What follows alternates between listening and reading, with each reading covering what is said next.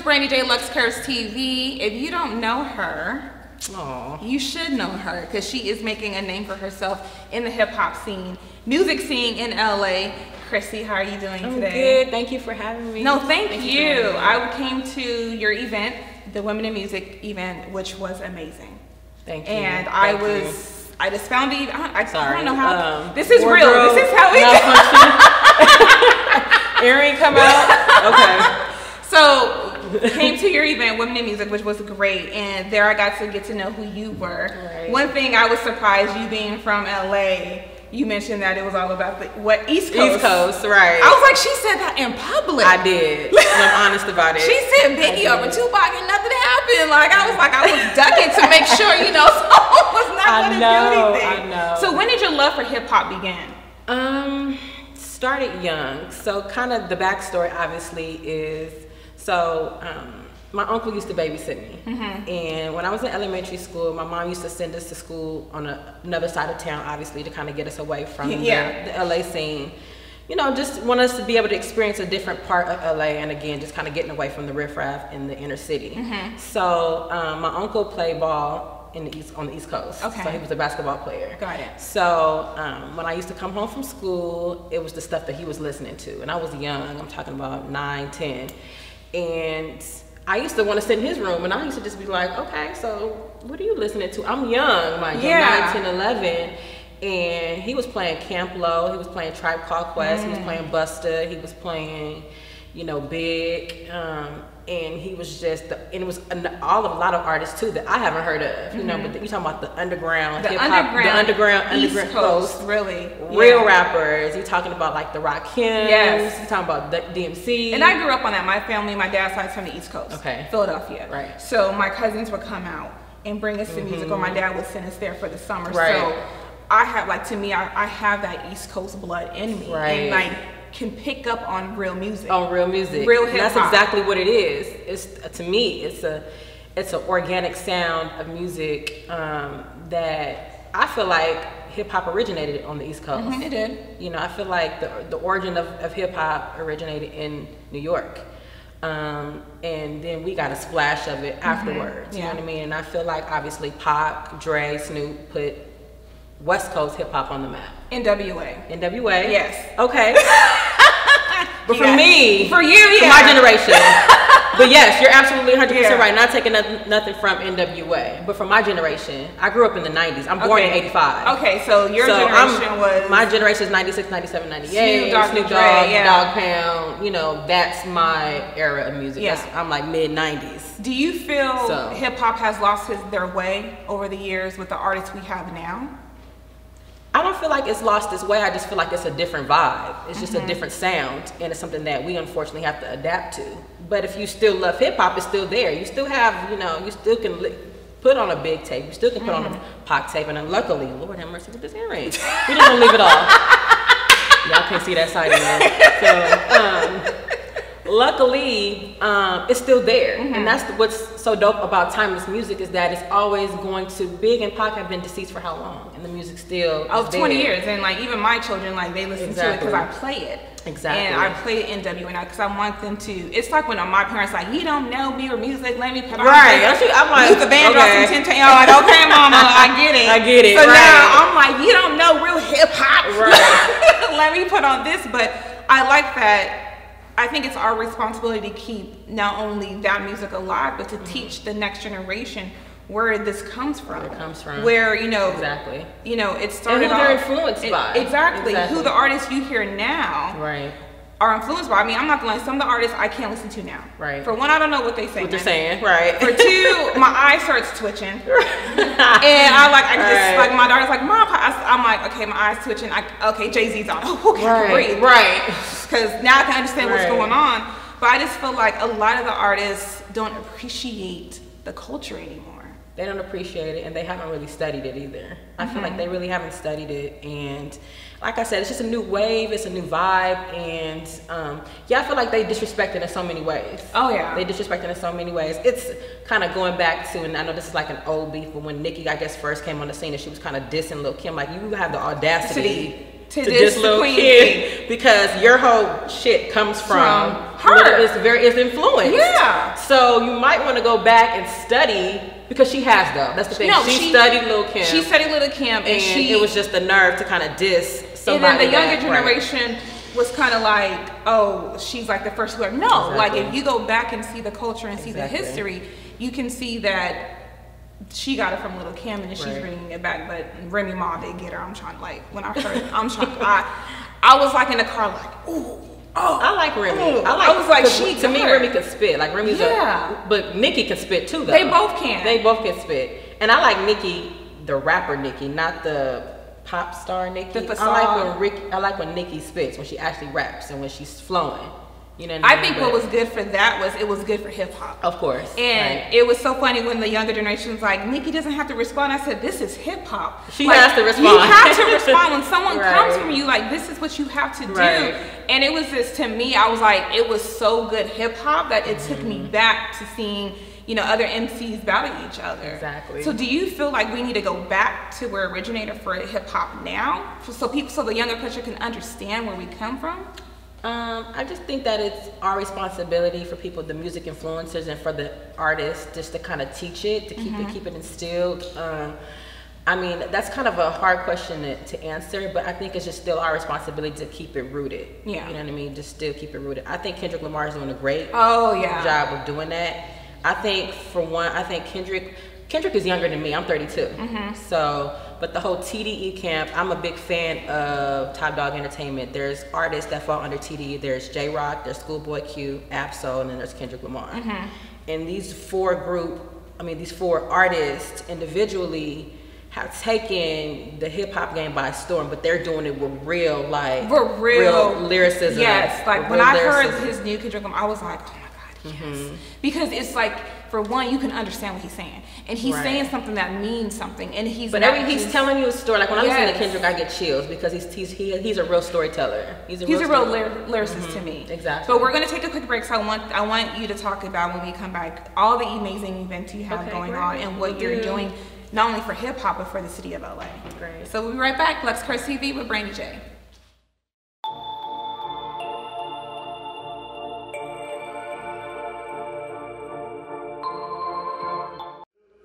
Hey everyone, we are back. Luxe Kurves TV with the beautiful Chrissy, who has done so much in hip hop in LA. But I met you when you did your Women in Music event a couple weeks ago. Yeah. And I found the event. I'm always looking to see what's going on in LA. Reached out and then came to it, and I just loved the platform you created for not only women but just for the music industry, period. And then now you're going to do the Men in Music one. Let's talk about that. So obviously, I wasn't really even planning originally to jump into the Men in Music so fast. Obviously, we just did the women's event April 9th, and now June 11th is pretty much when I'm going to be hosting and moderating the Men in Music. So I literally slept on it, and I woke up the next day. I'm like, all right, full gear. I really pressed play. Like when I slept on it, because of the impact that honestly, I did just because I was passionate about it. If it was 5 people there, 10 people there, I didn't care. Yeah. I just wanted to be able to create a platform for women that I knew that were making an impact in the music industry and the music business, and I wanted us to be able to sit down and share our stories. Because women too, they're underrated. They're underrated in the industry. And a male dominating, so that rerun behind the scenes. How do you feel about that? About how women being underrated in the industry. Well, that was the point of the event, because to speak on it, I mean, I feel like it's unfortunate, you know, it's unfortunate, but that's why it's our jobs as women. We have to study our craft. Yeah, we have to study our craft. We have to pretty much go into it with knowledge and demand our respect. Yeah, you know what I mean. It's just you're going toe to toe in a male dominating industry. You know what I mean. So, and you have to have tough skin. Because I mean, we do get labeled as bitches. Yeah, of course, and that we're emotional. Yeah, and that we don't know what we're doing. Exactly, and we can't do it, and we can't get the job done. You know what I mean. So that was the whole purpose, because that's what I was dealing with. I'm the only woman, pretty much, in my field, and I'm dealing with men that think I'm incompetent. I've been called incompetent. Wow.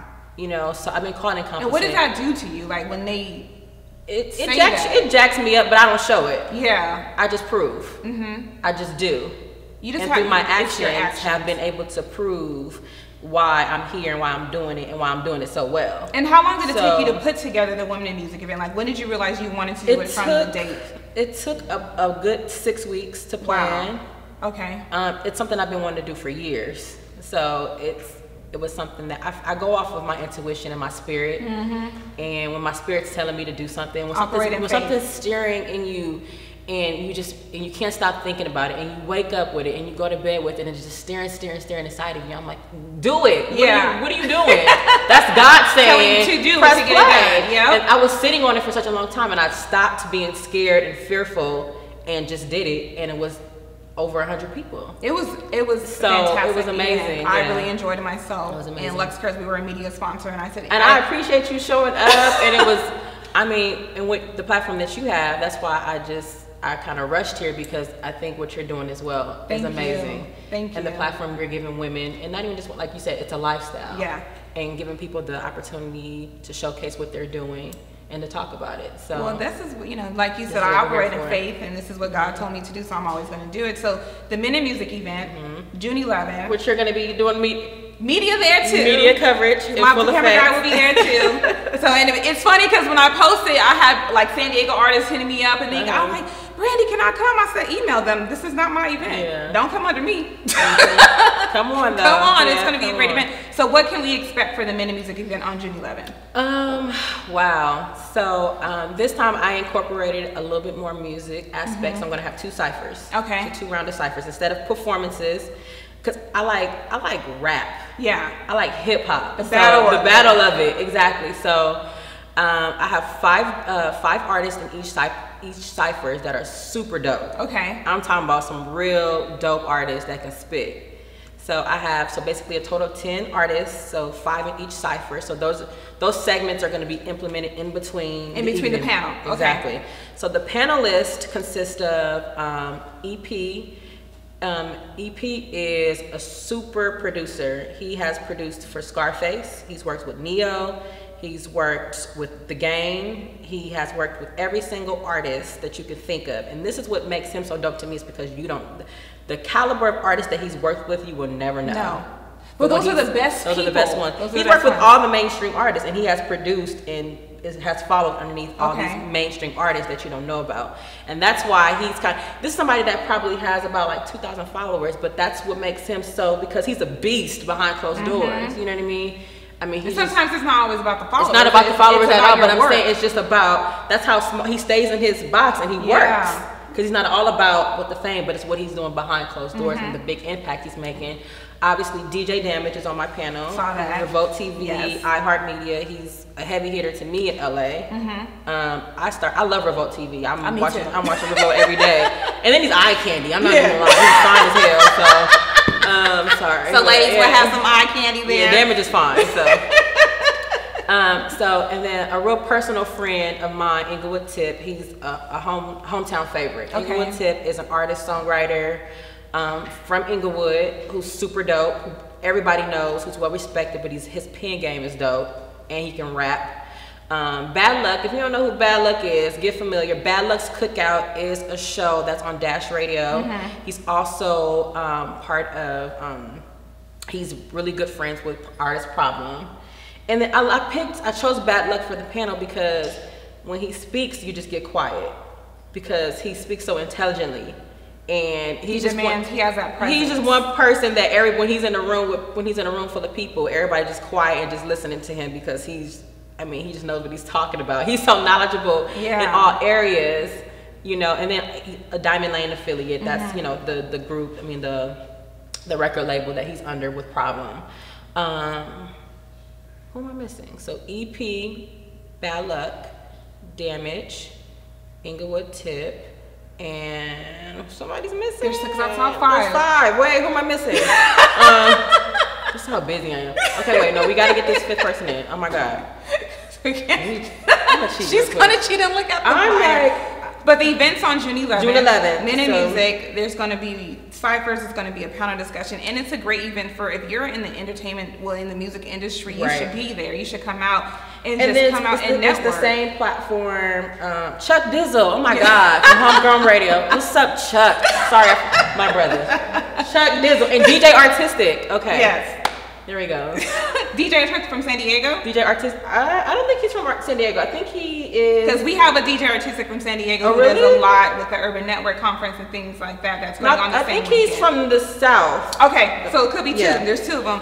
But like I said, what you're doing is great, and everything you have going on, you have like support. That's why I was like, anything you got, I'm going to be up there because music, hip hop, well, R&B is my first love, and then it comes to hip hop. So it depends on the day. There's days I'm bumping NWA Dope Man, and I forget my son is in the back seat. He's 7. I'm like, wait a minute. He knows the words. Let me switch it up. Right. But I really love, Tupac, Biggie, Jay-Z. Of course, yes. I have, all of Jay-Z's albums on my phone because it's just, it speaks to you. It does. And, what you're doing is not only great for LA, but it's great for the industry, period. So keep on doing everything you have going on. I'm trying. I really am. I'm trying. And now that I'm older, I'm really just starting to take a leap of faith. You have to. And I'm just doing everything I feel like I'm destined to do. And you have to remove the word try. Because when you try, you have the tend to fail. This is like the mother speaking. Yes. That's how mom speaks. I love it. No, when you try, you have the tend to fail. You have to do.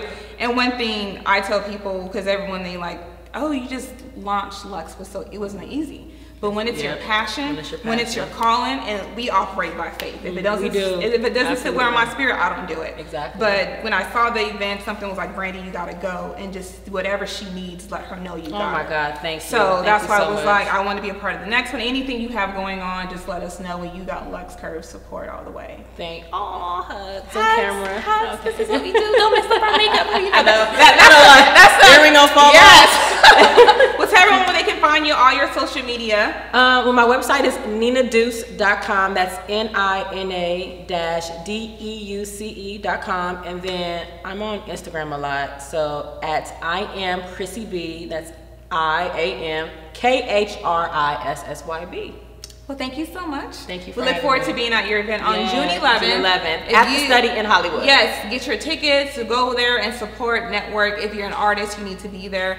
And like I said, you have Luxe Kurves support. So thank you so much for taking the time to be on Luxe Kurves TV. Thank you so much for following us, everyone. We have more great things coming up this season on Luxe Kurves TV and with our publication.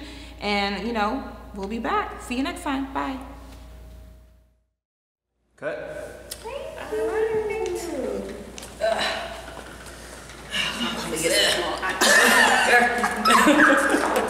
Well, I'm gonna host a concert. Okay.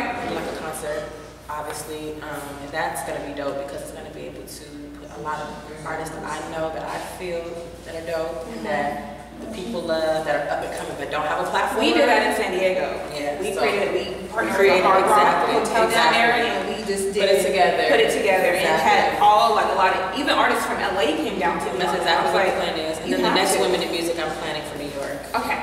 So. Well, I'm being in New York in September. Yeah, I'm in 3 times a year. Yeah. There you go. Ready? Cameras up. I can talk about music all day. I know. For real. This is why I'm doing this, because I talk for hours. Music is my first love.